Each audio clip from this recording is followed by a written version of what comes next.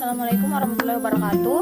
Perkenalkan, nama saya Megawati, NIM 10900119045 dari jurusan Ilmu Falak kelas A.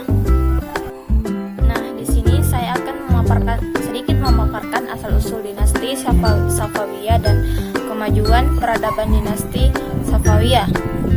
Dinasti ini berkuasa antara tahun 1502 sampai 1722 Masehi atau 2 abad lebih, usia yang tidak bisa dibilang pendek. Munculnya dinasti Safawiyah tak lain adalah gerakan tarekat Safawiyah yang didirikan oleh Syekh Safiuddin Ardabili pada tahun 1252 sampai 1334 Masehi. Syekh Safiuddin sendiri merupakan keturunan orang-orang yang memiliki sufi sebagai jalan hidupnya. Ia adalah keturunan dari Imam Syiah yang keenam, Musa al-Khazim. Guru dari Syekh Safiuddin bernama Syekh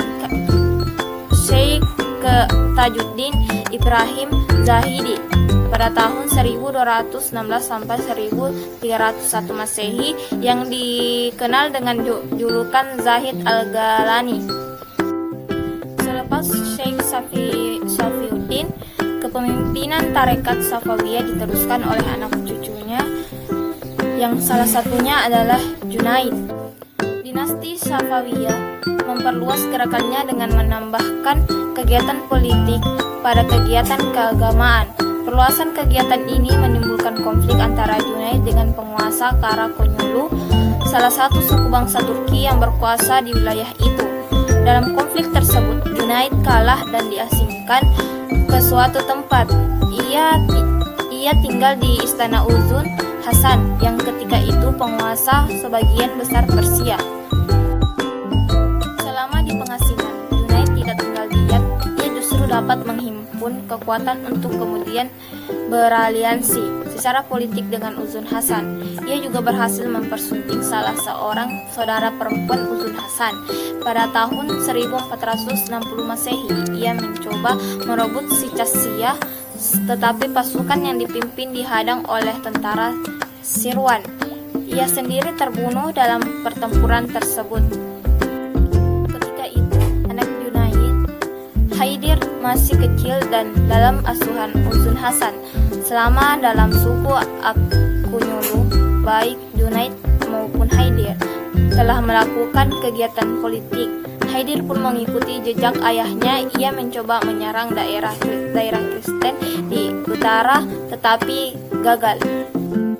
Meskipun Haidir belum berhasil, namun ia sempat membuat atribut untuk para pendukungnya berupa surban merah yang mempunyai 12 jambul sehingga mereka terkenal dengan sebutan Gizilbas atau batet merah.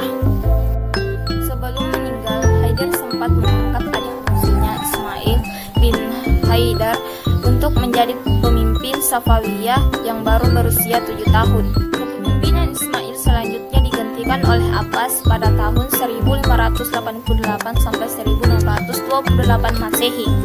Salah satu dari 3 kerajaan besar dinasti Safawiyah yang mencapai puncak kemajuan yang cukup berarti. Kemajuan yang dicapai dinasti Safawiyah tidak hanya terbatas di bidang politik. Di bidang yang lain, dinasti ini juga mengalami banyak kemajuan, antara lain di bidang ekonomi, di bidang ilmu pengetahuan, bidang pembangunan fisik atau arsitektur dan seni, di bidang kesenian, dan di bidang tarekat. Nah, itulah tadi penjelasan yang sempat saya bawakan. Jika ada kesalahan kata, saya mohon maaf. Wabillahi taufiq wal hidayah. Wassalamualaikum warahmatullahi wabarakatuh.